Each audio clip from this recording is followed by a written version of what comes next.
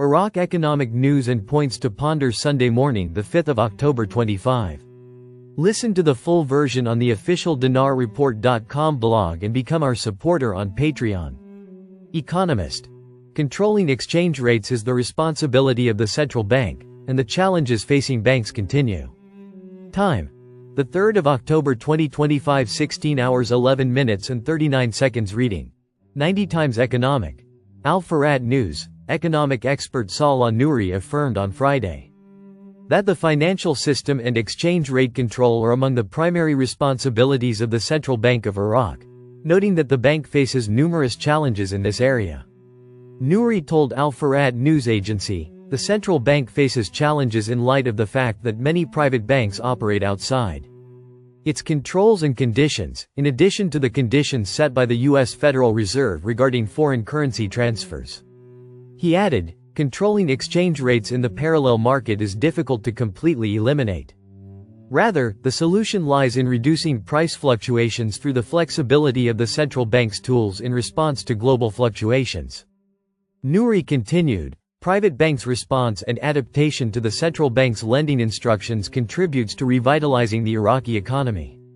He explained that, the instructions for external financial transfers for import purposes are similar to the U.S. Federal Reserve's procedures in this area, which requires private banks to duly adapt and comply with the central bank's instructions. Revealing U.S. efforts to ensure continued Kurdistan oil exports. October 3, 2025 Washington, Iraq Observer follow-up. The Trump administration is working to ensure continued oil exports from northern Iraq.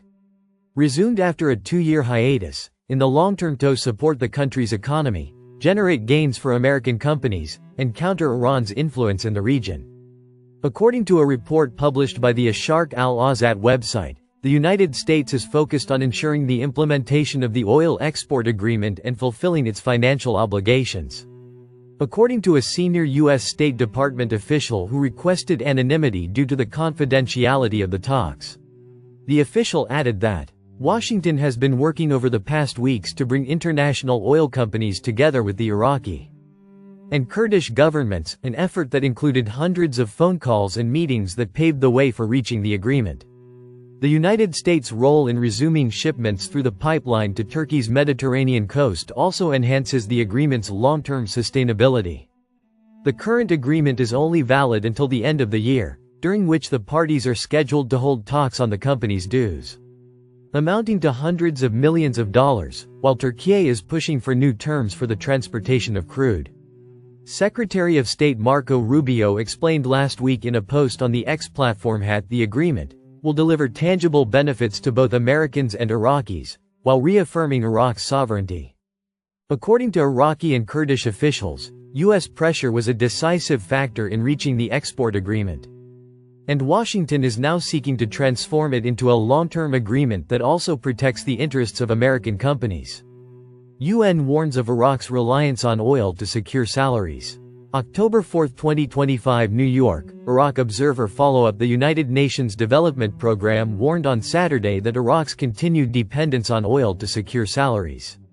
The Iraqi state's near total dependence on oil and the salaries of 8 million government employees is hampering any real path to sustainable development, said Abdullah al-Dardari, Assistant Secretary General of the United Nations, Assistant Administrator and Director of the Regional Bureau for Arab States at the United Nations Development Programme. He called for investment in infrastructure, agriculture, renewable energy, and technology as essential pillars of economic diversification. Oil Minister. More than 1 million barrels have been received from the region so far. Saturday, October 4, 2025. Economics number of reads. 245 Baghdad, MENA, Oil Minister Hayyan Abdul Ghani announced on Saturday the receipt of more than 1 million barrels from the region so far, while confirming the loading of the first tanker with the region's oil into the port of Ceyhan. Abdul Ghani said, according to the official agency, several days ago, the process of pumping oil from the Kurdistan region towards the port of Ceyhan was resumed via the Iraqi-Turkish pipeline after a halt of more than 2 years for this pipeline, noting that, for the first time, the federal government receives oil produced in the region and undertakes the process of exporting it outside Iraq. He added that, The quantities received so far have reached more than 1 million barrels. End. Iraq Jawad al-Samari, October 4, 2025. Mohammed Najjar, advisor to the Prime Minister and Executive Director of the Iraq Development Fund. Baghdad, IraqiNews.com. The economic study for Iraq's ambitious development road project is complete, revealing highly promising results, including a forecast of 1.6 million new job opportunities. The CEO of the Iraq Development Fund, Mohammed al-Najjar, announced today, Friday, October 3, 2025, that the strategic corridor is projected to attract up to $150 billion in investments over the next 3 decades, a sum expected to match or exceed Iraq's oil revenues. Al-Najjar affirmed that the development road represents the strategic core of Iraq's Vision 2050, aiming to transform the country from a landlocked state into a global economic corridor. He noted that the project is not just a transport route but a comprehensive strategic channel comprising railways, dry adds, pipelines for oil, gas, electricity, and internet, along with the establishment of new economic cities. The project is now entering its execution phase, with the next step being an international ministerial meeting to brief partner countries on the completed technical and economic studies. Al-Najjar confirmed that the economic assessment by the consulting firm Oliver Wyman is finalized, revealing the massive job creation potential.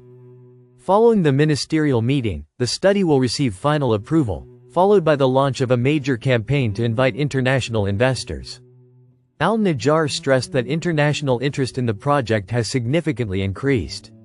He disclosed that specialized global infrastructure funds and the European Union have submitted formal requests to participate.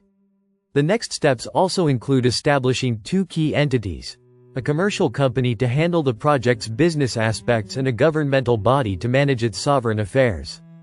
The entire 1,200-kilometer project will officially commence once the Grand Fao port enters service, marking the primary starting point for the new global trade route. Listen to the full version on the official dinarreport.com blog and become our supporter on Patreon. Source: dinarrecaps.com